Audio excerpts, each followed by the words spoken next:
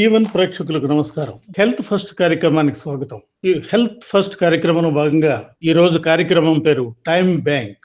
ఇదేమిటి time bank అనుకుంటున్నారు కదూ? ఇది ఓ అద్భుతమైన ఆలోచన.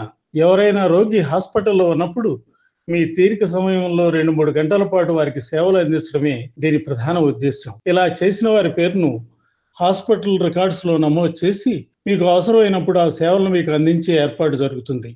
మానవ సంబంధాలు కనుమరుగవుతున్న ఈ రోజుల్లో ఇలాంటి అద్భుతమైన కార్యక్రమానికి రూపకల్పన చేసింది గుంటూరు ప్రభుత్వ సర్వజనాసుపత్రి సూపరింటెండెంట్, ప్రముఖ ఆర్థోపెడిక్ సర్జన్, సమాజ సేవకులు, వైద్య వృత్తిలో క్షణం తీరిక లేకున్న స్వచ్ఛంద సంస్థ స్థాపించి దశాబ్దాలుగా కృత్రిమ అవయవాలను అందిస్తూ అనేక సేవా సంస్థలకు చేయూతనిస్తున్న డాక్టర్ రమణ యశస్వి. ఆయన మనతో ఉన్నారు. ఆయన మాటల్లోనే విందాం. నమస్కారం రమణ యశస్వి గారు. నమస్తే అండి సార్. డాక్టర్ గారు, ఈ టైం బ్యాంక్ అంటే ఏమిటి వివరించండి. ఇది నాకు చాలా ఇష్టమైన ఒక కాన్సెప్ట్ అండి. ఈ కాన్సెప్ట్ నిజంగా మనం కనుక అమలు చేయగలిగితే ప్రపంచం అంతా తలదిప్పి మన వైపు చూసే ఒక అద్భుతమైన కాన్సెప్ట్ ఇది. సో టైం బ్యాంక్ మనకి మామూలుగా మన బ్యాంక్ అంటే మనకి ఫస్ట్ మనకు గుర్తొచ్చేది డబ్బులు దాచుకుంటే బ్యాంక్. అవును సార్. ఏదో స్టేట్ బ్యాంక్ అనో యూనియన్ బ్యాంక్ అనో అలా అవే గుర్తొస్తాయి. కానీ ఇక్కడ కాన్సెప్ట్ టైం బ్యాంక్. మనము బ్యాంకుల్లో డబ్బు దాచుకున్నట్లే మనము టైంని దాచుకోవచ్చు. ఇక్కడ ఈ కాన్సెప్ట్ లో అసలు మనకి తెలిసిన విషయం ఏంటి, ఒక్క నిమిషం కానీ ఒక గంట కానీ ఒక క్షణం కూడా మళ్ళీ వెనక్కి రాదు. టైం వృధా అయిపోతే మనం ఇంక దాన్ని మళ్ళీ వెనక్కి తెచ్చుకోలేము, పొందలేము అని. కానీ ఇది వినూత్నంగా ఆలోచిస్తే, ఒక లేటరల్ థింకింగ్ లో ఆలోచిస్తే ఇక్కడ మనకి ఈ టైం బ్యాంక్ అనే దాంట్లో మనము కూడా టైంని కూడా దాచుకోవచ్చు అనే ఒక పొదుపు చేసుకొని దాచుకోవచ్చు. అది ఎలాగూ అనే దానికే ఇప్పుడు మనకి యాక్చువల్గా అయితే ఇది మొదలైంది స్విట్జర్లాండ్ లో. స్విస్ బ్యాంక్ మనకు తెలుసు, చాలా మంది మన ఇండియాలో కుబేర్లు వాళ్ళ డబ్బు స్విస్ బ్యాంక్ లో పెట్టుకుంటారు. కానీ ఇక్కడ అదే స్విస్ బ్యాంక్ వాళ్ళు ఆ స్విట్జర్లాండ్ ఒక కాన్సెప్ట్, ఇంత డబ్బు దాచుకుంటున్నారు, మనం టైం దాచుకోలేకపోవడం ఏంటి, మనం స్విస్ బ్యాంక్ టైం అని ఒక లేటరల్ థింకింగ్ లో ప్రాసెస్ తెద్దామని చెప్పి వాళ్ళు కనుక్కున్నారు. అది దాన్ని ప్రపంచంలో చాలా చోట్ల చూస్తున్నారు, వాడుతున్నారు. మనం కూడా మన గుంటూరులో ఇది ఎందుకు వాడకూడదు అనే ఉద్దేశంతో, ఎస్పెషల్లీ నేను గవర్నమెంట్ హాస్పిటల్ ఎందుకు వాడకూడదు అనే ఉద్దేశంతో దీన్ని నేను అవేర్నెస్ క్రియేట్ చేద్దాము. ఎందుకంటే ఈ అవేర్నెస్ క్రియేట్ చేస్తే కూడా దీనికి వాలంటీర్స్ కావాలి. మాకు కూడా ఒక ఎన్జిఓ ఉంది. ఏ ఎన్జిఓ అక్కర్లేదు, మీరు వచ్చి ఈ టైం బ్యాంక్ లో మీ టైము దాచుకోవచ్చు. అది ఇక్కడ కాన్సెప్ట్. సరే, ఇప్పుడు ఈ కాన్సెప్ట్ ముఖ్య ఉద్దేశం చెప్తాం. సో ఇప్పుడు మనం సపోజ్ మనము వృద్ధాప్యంలోకి వెళ్ళినప్పుడు ఇప్పుడు మనకు ఉన్న పరిస్థితుల్లో హెల్త్ కేర్ బాగా పెరగటం వల్ల చాలా మంది వృద్ధులు ఉన్నారు సొసైటీలో. సో వీళ్ళకి వృద్ధాప్యం వచ్చినప్పుడు వాళ్ళకి కొంతమంది ఒంటరి మహిళలు ఉన్నారు, కొంతమంది ఒంటరి పురుషులు ఉన్నారు, కొంతమంది అటు ఇటు కదల బెడ్ లో ఉన్నారు, కొంతమంది ఆసుపత్రిలో ఉంటున్నారు. వీళ్ళందరికీ సేవ చేయడానికి వాళ్ళ సొంత మనుషులు లేకపోవచ్చు, వాళ్ళు ఉన్నా కూడా విదేశాల్లో ఉండుండొచ్చు, ఉన్నా కూడా వాళ్ళు బిజీగా ఉండుండొచ్చు. సో వాళ్ళు కనుక వాళ్ళ యంగ్ టైమ్స్ అంటే వాళ్ళు యవ్వనంలో ఉన్నప్పుడు, వాళ్ళు బాగా శక్తి ఉన్నప్పుడు వాళ్ళు కనుక ఈ టైం బ్యాంకులో కనుక వాళ్ళ టైంని దాచుకొని ఉంటే, వాళ్ళు వృద్ధాప్యంలో ఉన్నప్పుడు ఇంకొకళ్ళు వచ్చి వాళ్ళకి సేవ చేయటమే ఈ టైం బ్యాంక్ కాన్సెప్ట్. నేను అనుకుంటా మీకు అర్థమైంది ఏమనుకుంటున్నాను. వీళ్ళు వెళ్ళి సేవ చేస్తే ఆ తర్వాత మనం ఒకటి చూద్దాం. సుబ్బారావు అనే ఒక 20 ఏళ్ళ నుంచి 40 ఏళ్ళ కుర్రాడు ఒకడు ఉన్నాడు అనుకుందాం. ఇతనికి ఈ కాన్సెప్ట్ నచ్చింది. నా దగ్గరికి వచ్చి, రమణ గారు, నేను గవర్నమెంట్ జనరల్ హాస్పిటల్లో వృద్ధులకు కానీ లేవలేని పేషెంట్లకు కానీ లేకపోతే లేవలేని మహిళలకు కానీ నేను సేవ చేస్తాను. నాకు ఒక 70 గంటలు నేను స్పేర్ చేయగలను. నేను ఒక సాఫ్ట్వేర్ ఎంప్లాయీని, నాకు ఇప్పుడు మంచి ఎనర్జీ ఉంది, నాకు ఓపిక ఉంది, నాకు సహనం ఉంది, నాకు సమాజం పట్ల ఒక బాధ్యత ఉంది, నాకు స్నేహ భావం ఉంది. మా ఇంట్లో కూడా నన్ను నువ్వు ఇంత మంచిగా చేస్తున్నావు, సమాజానికి ఇంత మంచి పనులు చేస్తున్నావు ఎంకరేజ్ చేస్తున్నారు. నేను ఇదిగో ఇన్ని గంటలు, సపోజ్ మనం అనుకున్న 25 గంటలు నేను మీకు ఈ గవర్నమెంట్ హాస్పిటల్లో సేవ చేసి పెడతాను, నేను అంతే పెట్టగలను, ఎందుకంటే నేను సాఫ్ట్వేర్ ఎంప్లాయీ చాలా బిజీగా ఉంటాను. ఈ 25 గంటలు మేము మీకు ఇక్కడ హాస్పిటల్లో పేషెంట్స్ కి వెచ్చిస్తాను. ఈ 25 గంటలు నా టైం బ్యాంకులో దాచుకుంటానని చెప్తాడు. మేము ఈ సుబ్బారావు పేరు మా కంప్యూటర్లో ఫీడ్ చేసి ఇస్తాం. టైం గడిచిపోయింది. ఈ సుబ్బారావుకు 65 ఏళ్ళు 70 ఏళ్ళు వచ్చాయి. పిల్లలందరూ అమెరికా వెళ్ళిపోయారు. ఇదే సుబ్బారావు గవర్నమెంట్ హాస్పిటల్కి వచ్చాడు. చేతి కర్ర వచ్చింది. సుబ్బారావు లేవలేని పరిస్థితులు ఇట్లాంటి ఫ్రాక్చర్ అయినప్పుడు మా దగ్గరికి వచ్చాడు. మేము సుబ్బారావు, బాబు నువ్వు 40 ఏళ్ళప్పుడు మాకు ఇక్కడ నువ్వు దాదాపు 25 గంటల నుంచి 50 గంటలు సేవ చేసి పెట్టావు. అలాగూ ఇంత టైం మీకు సేవ చేయడానికి మేము మా యువకులు ఉన్నారు ఇక్కడ, వాళ్ళు కూడా వాళ్ళు టైం సేవ్ చేయడానికి వచ్చారు. వాళ్ళ చేత మీకు సర్వీస్ చేయిస్తాం, మీరు అప్పుడు దాచుకున్న టైము ఇప్పుడు మీకు ఉపయోగపడుతుంది అని చెప్పి ఈ యువకుల చేత అతనికి సర్వీస్ చేయటం.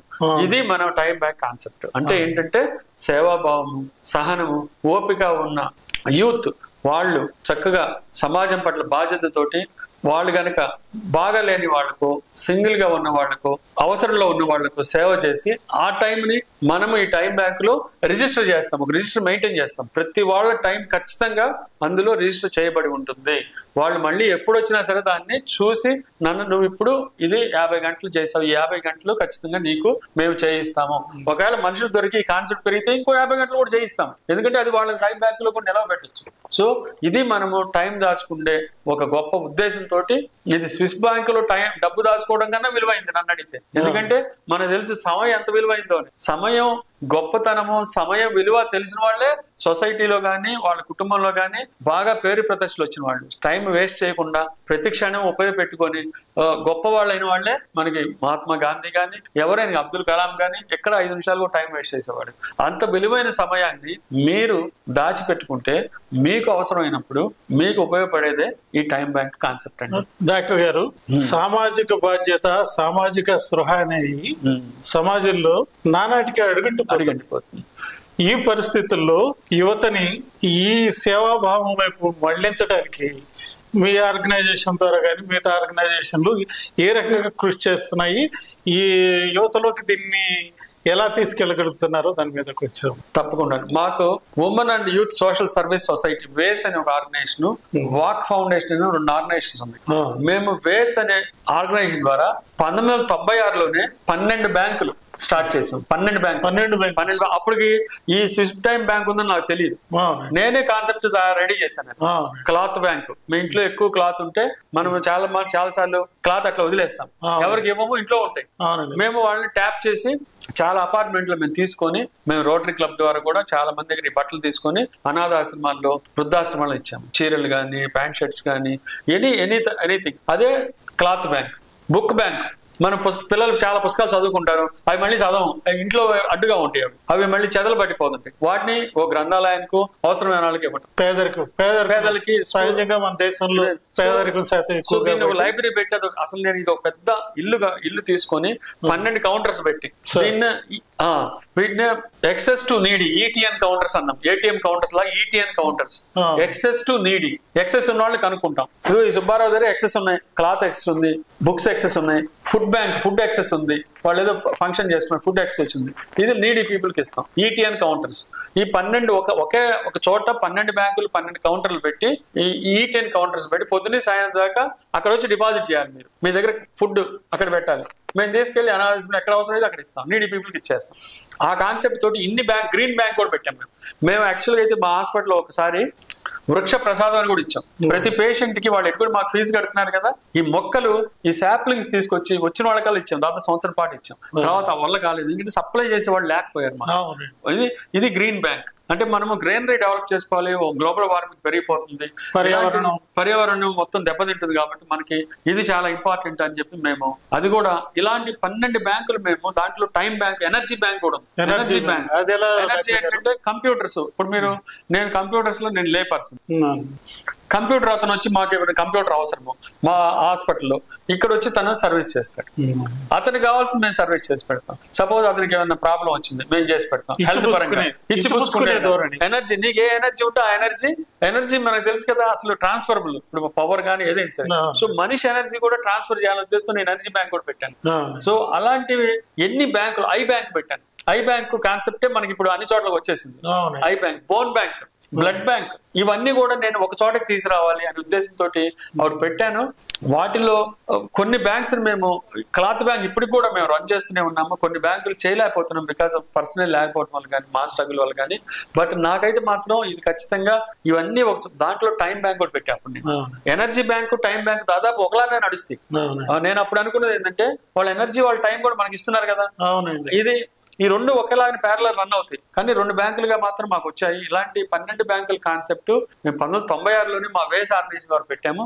సో ఇప్పుడు గవర్నమెంట్ జనరల్ హాస్పిటల్లో మేము దీన్ని ఇంప్లిమెంట్ చేస్తాం ఖచ్చితంగాను. అక్కడ కంప్యూటర్ దీన్ని ప్రత్యేకం పెట్టి అక్కడ వాలంటీర్స్ పెట్టి రిజిస్టర్ చేయించి దీన్ని యూత్ లోకి తీసుకెళ్లి పబ్లిక్ లోకి తీసుకెళ్లి, ఎవరైనా సరే యూత్ అని కదా, ఎవరికి ఎనర్జీ ఉంటే వాడు 50 ఏళ్ళ వాళ్ళనే చేయొచ్చు. మనకి ఇప్పుడు మీ D1 ఛానల్ ద్వారా ఇది పబ్లిక్ లోకి వెళ్తే ఎంతమందికి వెళ్తే అంతమందికి రేపు మనకి గవర్నమెంట్ జనరల్ హాస్పిటల్ కనుక వాళ్ళు వస్తే మేము ఖచ్చితంగాను వాళ్ళ సర్వీస్ యూజ్ చేసి, ఎందుకంటే గవర్నమెంట్ హాస్పిటల్లో వందల కొద్ది పేషెంట్స్ వస్తుంటారు, తక్కువ మంది స్టాఫ్ ఉంటారు, ఎందుకంటే ఎంతమందిని పెట్టినా సరే సరిపోరు అక్కడ.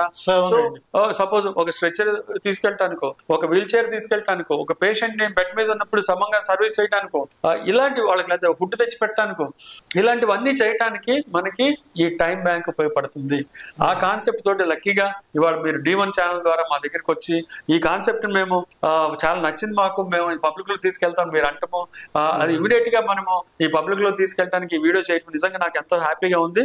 ఇది మనకి ఇప్పుడు ఆర్థిక సంబంధాలు పెరుగుతున్నాయి, మానవ సంబంధాలు తగ్గిపోతున్నాయి. అలాంటి ఒక దశలో ఇలాంటి మానవ సంబంధాలన్నీ ఆర్థిక సంబంధాలుగా మారిపోతున్నాయి. ఈ దశలో మానవత్వం అడుగుతుంది. ఈ దశలో నిజంగా ఇలాంటి చేస్తే మన యూత్ కూడా వాళ్ళు డైవర్ట్ అవ్వకుండా, చెడు వ్యసనాలకి హ్యాబిట్ చేయడం అవ్వకుండా చక్కగా ఇలాంటి హాస్పిటల్స్ లోను, అనాథాశ్రమాలను, వృద్ధాశ్రమాలు పనిచేసి సమాజానికి ఉపయోగపడేగా మనుషులుగా మనం తీర్చిదిద్దిన వాళ్ళని కూడా అవుతాం. దీంట్లో ఎంతో కాన్సెప్ట్ ఉంది, నాట్ జస్ట్ టైం బ్యాంక్ అని కాదు, దీంట్లో ఇంత పెద్ద కాన్సెప్ట్ ఉంది. వాళ్ళకి చెడు వ్యసనాలకు లోనవ్వకుండా, యాంటీ సోషల్ ఎలిమెంట్స్ గా మారకుండా, వాళ్ళ సేవాభావం పెంపొందించడానికి, వాళ్ళ మానవత్వ విలువలు పెరగటానికి, వాళ్ళ కుటుంబ విలువలు పెరగటానికి ఇంత గొప్ప కాన్సెప్ట్ ఉన్న ఈ టైం బ్యాంక్ ని ఇది ఒక సేవా బ్యాంక్ గా మనము గుర్తించినట్లే ఉంటుంది. మనం డెఫినెట్ గా దీన్ని కనుక మీరు తీసుకెళ్లి మీరు కాన్సెప్ట్ దీన్ని మాత్రం ఈ వీడియోని దయచేసి వైరల్ చేయండి. దీన్ని వైరల్ చేస్తే డెఫినెట్ గా మాకు జనరల్ హాస్పిటల్లో కొంతమంది వాలంటీర్స్ దొరుకుతారు. వాళ్ళ టైం ని మేము డెఫినెట్ గా సేవ్ చేసి ఆ బ్యాంకులో పెట్టి వాళ్ళకి అవసరం వచ్చినప్పుడు డెఫినెట్ గా వాళ్ళకి ఆ టైం ఉపయోగపడేలా చేస్తాము.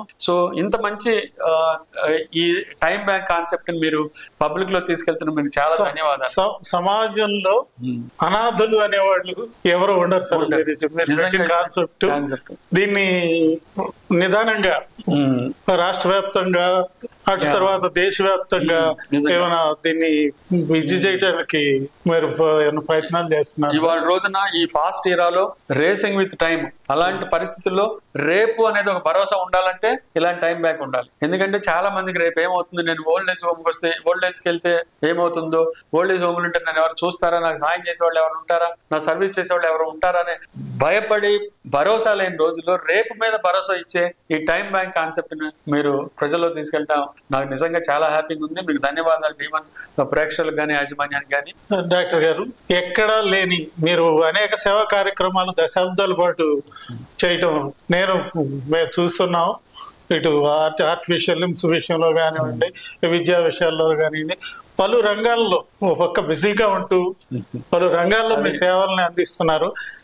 ఇది సమాజం మొత్తానికి వాళ్ళ విలువలు అడుగంటూ పోయి, మానవత్వం తగ్గిపోయి, కుటుంబ బంధాలు కూడా విడిపోతున్న రోజుల్లో మీరు ఇలాంటి కార్యక్రమాన్ని ముందుకు తీసుకెళ్ళడానికి మానవతావాదులు, సమాజ సేవలో ఆసక్తి ఉన్నవారు అందరూ ముందుకు రావాలని, మీకు మా వంతు సహకారం కూడా మీకు కూడా అందిస్తామని మీకు మరొకసారి ధన్యవాదాలు చెప్తూ నమస్కారం. Thank you.